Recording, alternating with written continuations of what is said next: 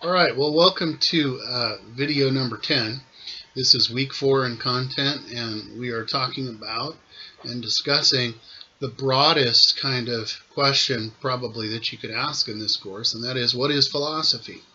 We're already obviously several weeks into the content, and we're just now asking sort of that generalized question, but I'm doing it specifically and with a particular goal in mind, and that is that as we began the course, we recognized in the title that the roots of modern thought is really what the course is about. To get to the roots, we need to consider what modern, or even more appropriately, late modern, postmodern thought is. That is to say, the primary way that people think in our culture and our society in the West today. By the way, when I use the word West or the West, what I'm referring to is Western civilization. That is to say, the time period from around 600, 6th century BCE, somewhere in there, forward through the Middle Ages and the the post Middle Age period into the modern era, and now, of course, into the late modern era of the 21st century. That's a huge time span, huge segment of history. I'm also referring geographically to the Mediterranean, Western Europe, not Russia or east of, kind of the Russian divide, the Middle Eastern divide, but west, including the UK and the Americas. So when we talk about Western civilization, which is another big concept and a big topic, it can sometimes be a little unclear what region of the world we're talking about with regard to philosophy. There are, of course, thinking globally now, many philosophies: Eastern philosophy, Indian philosophy, African philosophy of all kinds and subcategories. So, one of the things we want to avoid when we talk about Western philosophy is thinking that it's the only philosophical point of view that's made a difference in human history. And of course it isn't. It just happens to be the one that we're most influenced by if we live in Europe, the UK, or the Americas, particularly North America and the United States. The Western tradition, as it's known, has deeply influenced all the layers of thought form that influence where we're at mentally and intellectually and emotionally and so on now in this post or late modern era. Having said that, to ask the question, what is philosophy, is really to beg a definition, which is, of course, put forward in the course early on, that philosophy means, the word means, the love of wisdom or the friend of wisdom. The philosophical tradition, as we'll see this week in the PowerPoint, goes back really centrally to Greece, to pre-Socratic or pre-Socrates Greece, and inclusive of classical Greece, that is to say the Greece of Plato and Aristotle and Socrates during a particular era, which you'll find referenced on the PowerPoint.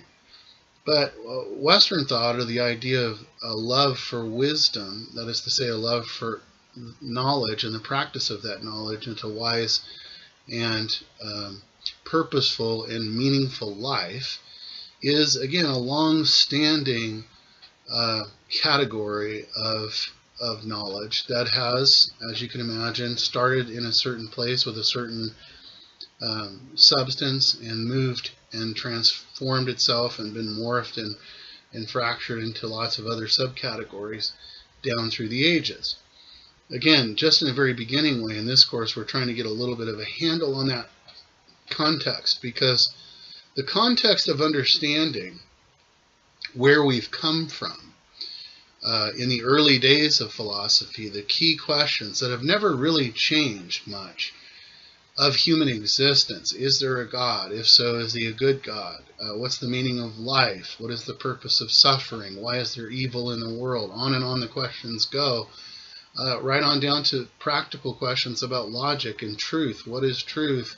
How do we know what we know? Epistemology. At this point in the course, we've talked about at length and read about at length logic, argumentation, epistemology, and metaphysics. This week we're going to get into human nature and some of the philosophical questions related to that. So again, you're talking about the essential questions of life being fielded in this field of philosophy, the love of wisdom. So that's what it is. Another important thing to recognize, though, is that philosophy is the only second-order discipline that's available to college students and beyond in their intellectual training, and I'll explain what that means. I mentioned it before in the course. I'll explain it more in detail now. The second-order nature of philosophy is such that we're, as it were, taking a step back to think about not what we think or the content of what we think, but how we think about what we think. In other words, we're considering the how of the what. We are taking a step back from the first order of thought, which is, I've got a job to do, I've got a question, I've got an issue. What information do I need to solve that? To think about the framework within which we are asking that what question, the how. How do we think about, how do we conceive the nature of the content that we're grappling with? And you can easily see, I think quite logically, that the how is just as important as the what when it comes to human thought. Because how we think about what we think about influences what we think about, and what we think about influences our actions. It's really kind of that simple. So we have to consider that the business of philosophizing, that is to say second order thought, reflecting upon how we're thinking about what we're thinking, is absolutely critical to shaping the what of our content thought and how that leads to action, how we make our choices, how we make our decisions, how we interpret and respond to the world that we're facing. Having said all that, here's an example of a very small book by Marcus Aurelius that illustrates the next point that I want to talk about. This is actually called the Meditations, and this translation, they're entitling it the Emperor's Handbook. Marcus Aurelius was a Roman emperor. If you saw the movie Gladiator with Russell Crowe, you saw a great movie, a really fun movie if you like that kind of adventure film, and I do. And you saw the character Marcus Aurelius portrayed by Richard Harris, who is a classic stage and film British actor. Great actor. The story, though, of Gladiator and the life depicted of Marcus Aurelius essentially is nothing even remotely close to the truth. His basic character is not too far off, but Marcus Aurelius was a Stoic philosopher. He invested himself in the Stoicism school, or the Stoic school of philosophy, which is basically, in a nutshell, a kind of less is more approach to life, meaning that live simply, live on basic principles, live frugally. You know, there's this whole kind of a less is more approach to thought and life and conducting yourself in the world. His son did not have that philosophy and is portrayed, again, in an interesting way in the movie. That's beside the point, but he was just about 180 out from Marcus Aurelius in his excessive and more hedonistic views. I say all that to say that whether you recognize it or not, philosophy, being as huge and foundational as it is broken down into various categories in schools. The categories are what we're working through in this class. Logic and argumentation, sometimes language is thrown into that. Science and epistemology, how we know what we know. Mind and metaphysics, ethics and politics, religion, and so on.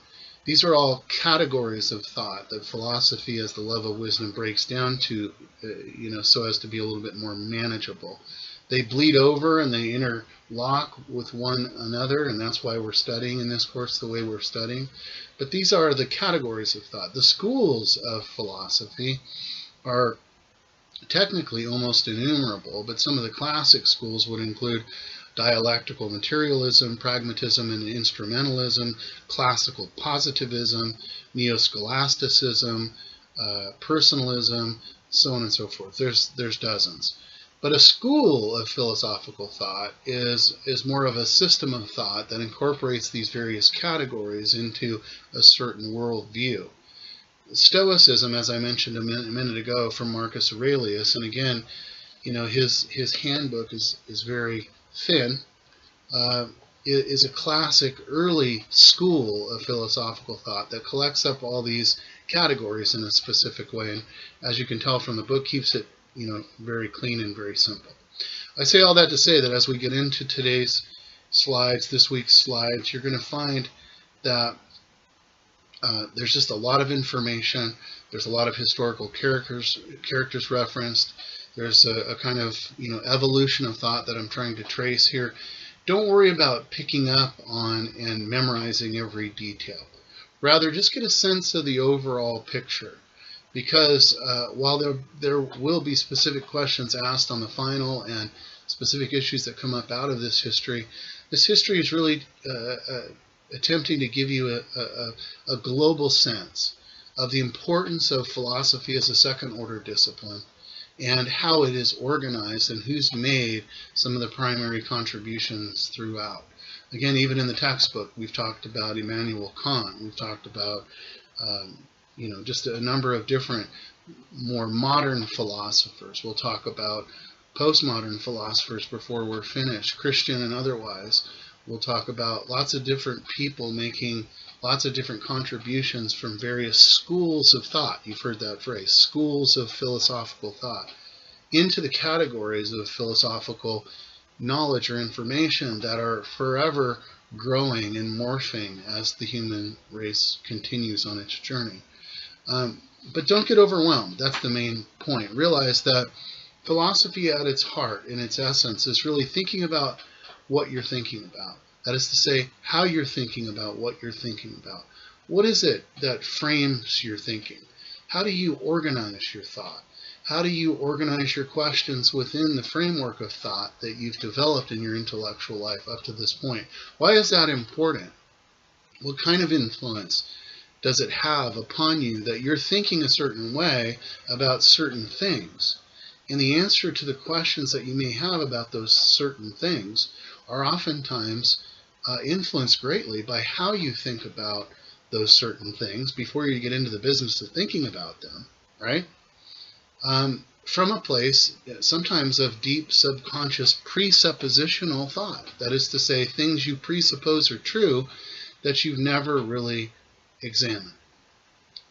We'll talk more about these things, but understand that the business of philosophy is the business of examining the layers of our foundational thought and thought process as well as structure in order to come to a place of deliberate decision-making about how you're addressing and from what school of thought, ours, a Christian worldview, what school of thought you're bringing to the conversation of these most meaningful of all questions related to our human existence. So I hope that you're excited about it at this point, still excited about it, even though it's a lot of work in the course. I love philosophy. It's my very favorite subject short of theology. They interlock in many different ways throughout. So, I get to enjoy being your instructor, both domains of thought.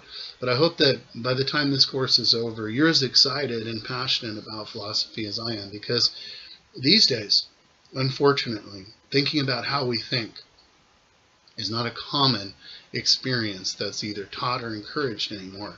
There's a lot of people that don't think at all, or think clearly at all.